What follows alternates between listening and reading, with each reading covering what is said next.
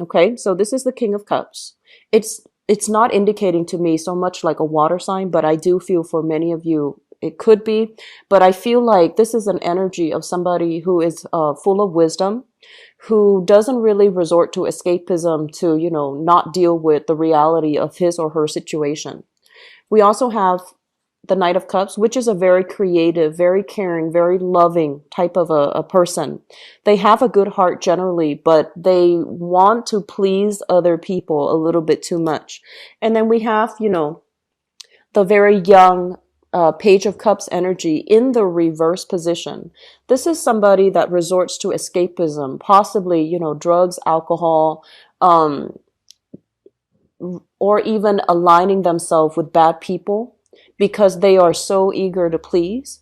And then when you confront them of a specific situation, when you confront them about their actions, when you tell them you need to grow up, you need to be responsible, I feel like you are telling somebody about this.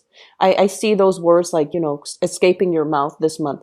You need to grow up. You need to take care of yourself. You need to be responsible. You cannot be a burden on society, or you cannot be a burden on the rest of the family. So I feel this element coming through where somebody's just kind of coasting through life, not really taking ownership of their actions.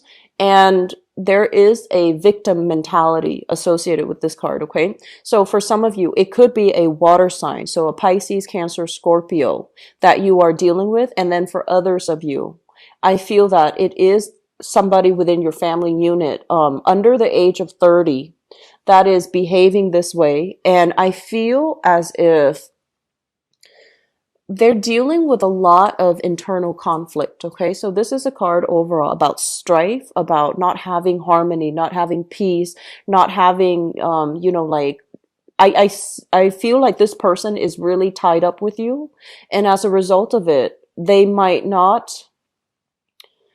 it's almost like you never, when they're out of sight, you always worry about them. So I do feel there is a lot of love here, but when they're out of the picture, it gives you anxiety. On the one hand, you need to kind of relinquish control and let them live their lives. But on the other hand, I feel like when they're out of sight, you're just like, I wonder what they're up to. I wonder if they're okay. I wonder if, they have enough food to eat. I wonder if they're making good decisions. So I feel like you're constantly conflicted about how you deal with this situation as well. Do I, you know, support them, give them all the love, all the affection that they need, and just enable the situation? Or do I tell it as it is, be very stern, very firm, and just set them in their place? And so you're trying to figure out what's the best course of action, because on the one hand, you understand that when it comes to like withholding love and affection and exercising tough love with this person, you feel like it might isolate that person, because I don't feel like a lot of people are as patient with this person the way that you are. And so you're just trying to decide, like, they're messing up their life, they're going down a, bad path. So do I just ignore it, or do I just give them, tough love?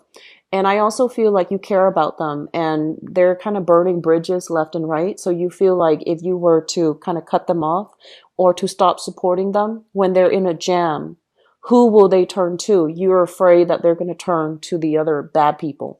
So I feel that element coming through here. And I also feel that the path that you're going to take is towards emotional support. You understand that they might not have that family structure. They might not have that love and that support from other people. And so you are exercising a little bit of caution, but at the same time, I feel like what's going to end up happening is you are going to give them the love and the support, even though you feel like this person aggravates me. I wish they would grow up. I wish they would, get their life course in order. And I wish like I could give them a piece of my mind, but I feel like ultimately, that might isolate and sever that relationship that you have with them. So you're going to try to soften the blow a little bit by giving them the love and support, which is something I would expect from you Capricorns, because I feel like you are a very astute observer of human nature, and you know that human capacity. When people are good, they can be really, really good. And when they're bad, it's like they can be redirected and guided towards the right path. So a lot of you come into positions where you mentor or you teach or you help others in some way. And so I feel like this energy is really testing you. And I would also say that sometimes tough love is going to be required depending on who we're dealing with. Okay. So I feel like even though you are taking the softer approach, I just want you to be a little bit careful about enabling a situation or enabling a person who is not accountable for their own actions. So just be careful about that, because once again, victim mentality here. This is like the woe is me card. I do all of these things for all the other people, but no one is showing me, you know, um, no one is showing me the appreciation. And this is not your energy so much. It's the person that you're dealing with who is not taking control of their lives, who is kind of like who is a victim of their circumstance. And I do feel that on the one hand, you do understand because it might be in your family, so you might have similar upbringing. But on the other hand, I just feel like this is not somebody that can grow and learn and, you know, be the best that they can be if others keep enabling them. Okay. So this enabling behavior needs to stop from somewhere. Maybe if you put your foot down, if you behave in a stern, in a very, you know, tell it as it is type of a way, you might lose out on the relationship, and the other person might get defensive and you might have to walk away from the relationship. But I do feel that it might actually set them on a correct course of action where they realize that your patience is running thin. They might not take advantage of this situation anymore, and they might actually shape up. Okay. So I hope that, you know, this provides some guidance for you guys, especially if it's a younger person that you're dealing with or someone under the age of 30, especially in the family unit. Okay. The other card that is coming through here, we have here the 10 of Wands. And let me just say this.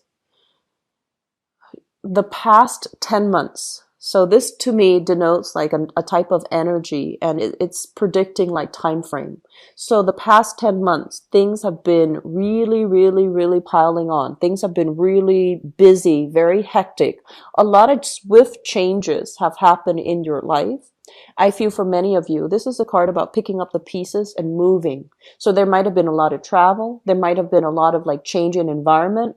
There might have been like physically, emotionally, psychologically, or even like energetically, like just draining work that you needed to get done. A lot of tedious work, a lot of like carrying heavy equipment around, moving from one place to the next, and kind of like setting up a temporary shop where you can operate out of, where you can work out of.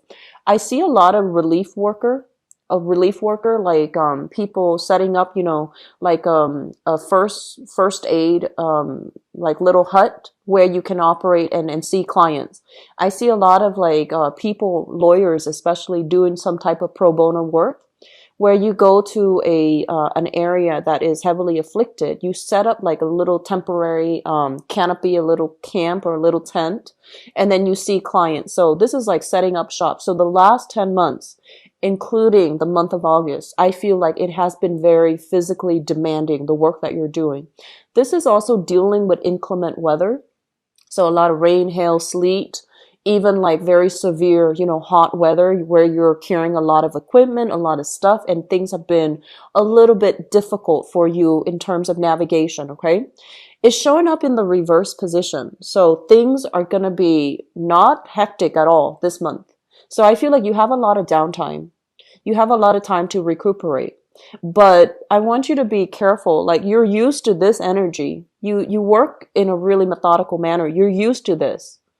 And so you're used to like handling multiple things at the same time. You're used to having multiple projects running at the same time. And you're used to this fast paced, you know, chaotic type of an environment.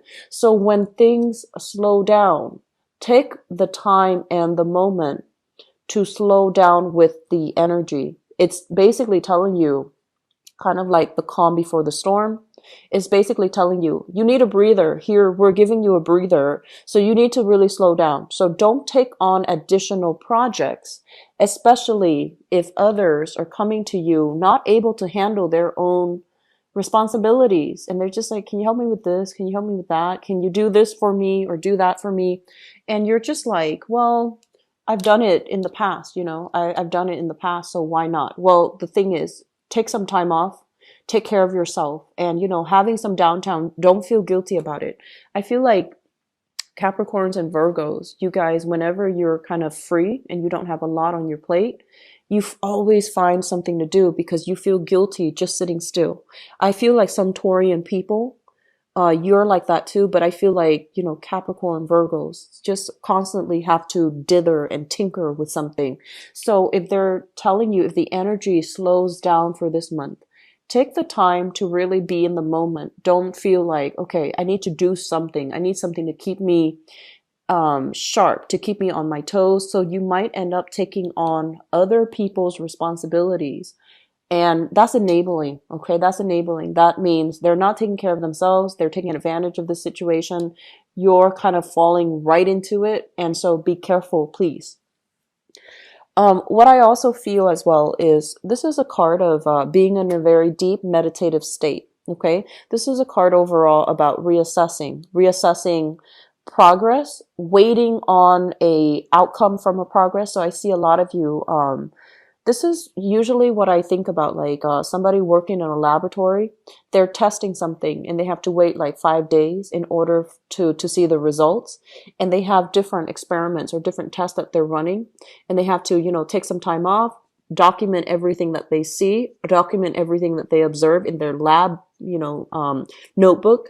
And then they come back and they add a different reaction to it and see how it reacts. And then they document it again. So I feel like some of the work that you're doing, it feels to me like it's very stop, go, where you can't just get all the phases of the work done. You have to, do it one day at a time. And it can prove to be very unsatisfying and very, very taxing because you would prefer to just knock it out of the way and move on to the next task. So you have multiple projects that are running concurrently, but I feel like there is a little bit of a stalled energy and they're not moving in the manner that you would hope. Okay. I also feel as well, there might be some trips taken. This is a card overall when it comes to travel and it deals with communication from far away, communication coming through via electronic means, and communication coming through like in some type of a indirect rather than, physically interacting with someone. This is kind of like distance communication. We have the Eight of Wands showing up in the reverse position. So there is going to be some type of a slowdown as it relates to communication, playing phone tag, calling somebody, they're not there. They might be on a different time zone. And then they call you back and you're on a different time zone when you might be sleeping, you might be out. And so there's this consistent, phone tag, not being able to move forward, not being able to get the results or the answers that you want right then and there when it's meaningful, when you need it. So it's going to feel a little bit like just stop, go. And it can be a little bit frustrating, but I just feel like all the downtime in the meantime is for you to just kind of sit back and relax a little bit. And I also feel like with your work situation, there might be some stalled communication here when it comes to clients. They might be traveling, they might be out of the picture. And so it's not you. Don't take it personally. Just follow up with them when you can. Do the best that you can. Don't get frustrated. Okay. I'm getting a very big legal counsel with this card. And I honestly feel, especially for those of you who are self-employed, I feel like there might be some extravagant spending, okay? This is a little bit of, it's not a bad card, but usually I think this is somebody who indulges, who likes the finer things in life, who likes, wine, especially alcohol, especially, wanting to have a good life, a very pleasurable life. It's a person that enjoys the life of leisure. And so if you have a legal counsel, and you're dealing with some issues as it relates to your finances, as it relates to your company, how much money is coming in, how much money is leaving. And they're telling you, you need to stall this energy a little bit. Don't be so self-indulgent. Don't, buy too many expensive things. And I feel like this is for a very small minority of you, because Capricorns are just you're very good with money. And I feel like you spend very conservatively. And so this is for a small minority where you might even be dealing with somebody and you're just like, you're being too extravagant, possibly a relationship partner or a business partner or somebody within your family even. And they're just overspending, overindulging, spending money that they don't have. And then they find themselves kind of like on the outs and they ask you for money even. So I want you to be very careful about, where you're putting this energy, and be very careful about enabling this type of behavior. Okay. I just feel like the overall energy for this month is you want to give somebody a piece of advice. You want to give somebody a piece of your mind. You want to tell them to shape up, but you're hesitant about doing that because, for the reasons I explained earlier, you don't want to isolate that person. And you also want to continue to show your support, but it's becoming very, very difficult. And so I feel like no matter what, by the end of this month, you might walk away from this situation and realize that it is not your battle to fight, that the other person needs to do this on their own. And the sooner that you come to that realization, I feel like the easier it's going to be for you because, like I said before, it's an enabling behavior. You might do it out of love or you might do it out of guilt. And when we do things out of guilt, it can backfire. Okay. Don't do things unless you feel like you are personally aligned with the choices that you make, because I feel like you're in a situation here where you're looking for a project to work on. You're looking for something to fix. And this person doesn't need fixing from you. They need to be accountable for their actions. Okay. So let me see if there's anything that came in earlier, because when the 3 court cards came out, I got distracted with that. I feel like relationships, okay, relationship partners in general, I'm just sensing that there might be some type of family values misalignment between you, your family, and then your relationship partner. And we are all, shaped by our family upbringing, but I feel like there's something innately, some family values issues that might be clashing between you and your partner, where you don't really see eye to eye. So for example, it could be a religious thing where you and your partner might be different religions or different cultures or different races and different ethnicities, and you want to raise the child a specific way, your partner might not. And so there's this, conflict of interest. And likewise, you might have a very close-knit family, and I feel many of you do. Your partner might not. And so it's really hard to introduce your partner and to get your partner to go to all these family functions and to have to replicate that close-knit family when your partner is not into that. Okay. And it can go both ways. And I feel like for some of you, you're highly independent. It might be your partner that wants to have a close-knit family unit and you're not really ready for that, or you feel like that's not okay for whatever reason because of values differences, because of cultural differences and things like that. Okay. So I hope this is helpful for you guys. And, the last card, I forgot to talk about this one. The Nine of Wands. The Nine of Wands is kind of like it's like taking another, like one next step is going to end all your struggles. One last step is going to end your struggle. So if you are helping with somebody and they perpetually mess up and you feel like it's okay, I'll just help them one other time.